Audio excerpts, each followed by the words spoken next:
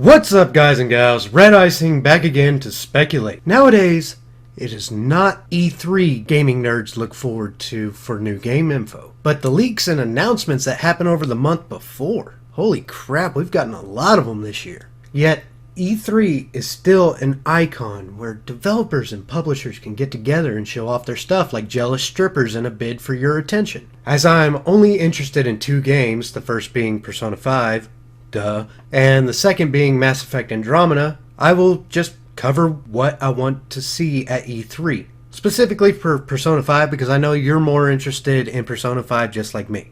I gotta say, I am no expert on E3 or the business sense of Atlus and Persona Studios, but hey, at least I can speculate what will happen. Since we got the release date information at a little earlier than expected, along with a little disappointment I might add, E3 info was reduced. Before we touch on the subject of why they announced the release before E3, I must touch on the fact that Atlus has screwed a lot of fans. If the fans not native to Japan and or are not fluent in Japanese, the chances of spoilers ruining what we want to experience for ourselves have gone way up. Even if a spoiler gets past my usual avoidance procedures, I will still play the game, just be a little grumpy at the start. So, dear Atlus, poor show of care towards your fans in this instant by potentially ruining your own product. 2 months would have been fine and you could have gotten some holiday sales from it. I know you chose Valentine's Day as a clever little scheme to 1. Make sure the product was ready for an audience outside the country, 2. Feel a little giddy because you put hearts and Valentine's Day together, and 3. Set a release date so people will stop bugging you about a release date.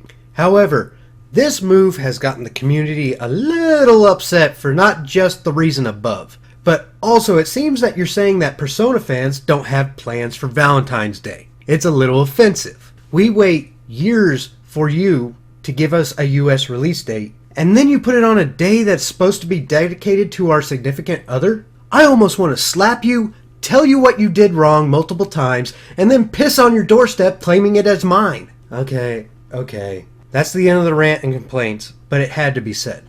Alright, now let's get into why Atlus gave us the release date before E3. The easy answer for most companies is to increase hype for the game so more attention will be paid to their showcase. The depressing answer is that they won't have much of a show. At last year's E3, they gave us a trailer that was basically already out. It had a little more content, but it seemed like an FU to the community, since it felt like the game would never be made and that Atlus was chasing its own tail. This year seems to be similar, I'm afraid. On the other hand, one of the worst things a video game company can do is release an awesome trailer at E3 and then follow it with something really disappointing. It's like promising a person the greatest slice of cake, but then you tell the person they have to go on a diet first. So it seems most likely that Atlus gave us the release date before E3 in order to avoid an outrage at E3 info releases. Not to mention, we will see information we already know and feel bummed we didn't see more. God, I'm negative in this video. Not all of this video is depressing, however, as Atlus can still surprise us with a trailer with more gameplay and cutscenes. Then, if we look at the booth schedule, we can see 2 possible things that can lead to more information. First, a character design talk that could reveal some more info about the characters we want to know more about.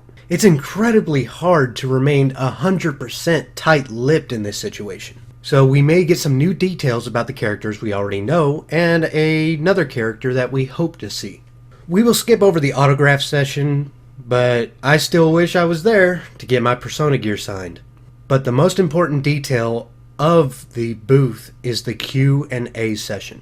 Thanks to the community being very tight-knit and knowing some potential secrets already, you know some questions will be asked that they don't want to answer, or something might slip. Unless they do a douchebag thing and fill the room with non-fans.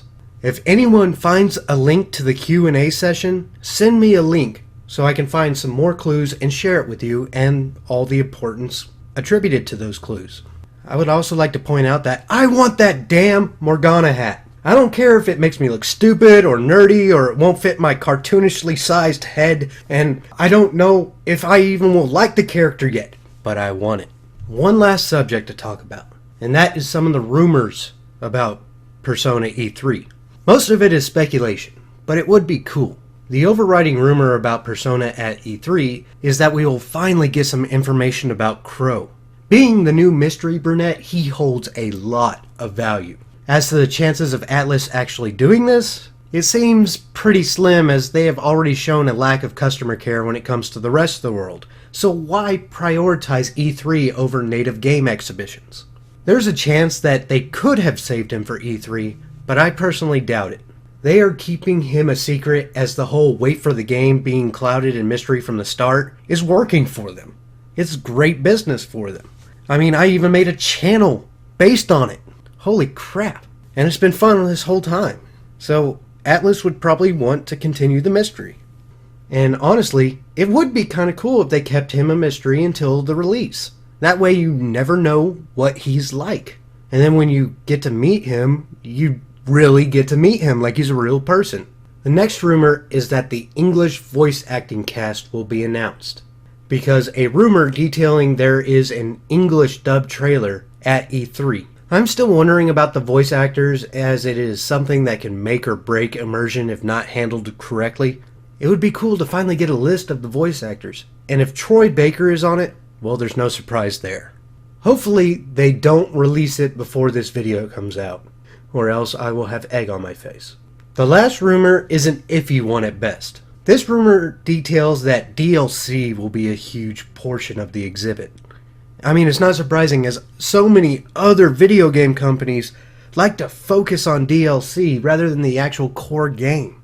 I already emptied my wallet on the premium edition, and if they announce a season pass that's not connected to the Persona 5 premium pre-order, kind of like how Fallout 4 screwed a lot of people because they assumed the extended edition would have the season pass, I will be grumpy for the following weeks, and I am sorry for that.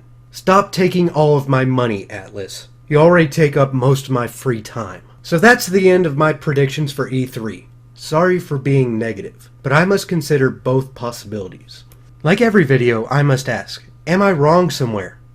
If I am, I will make corrections in the annotations. Do you have any predictions or hopes for E3? Leave a comment down below, and if you want me to respond to it, put red at the start of it, and I'll get back to you. Thanks to the community again for not only helping me, but each other. Again, I cannot think of a closer. So, goodbye.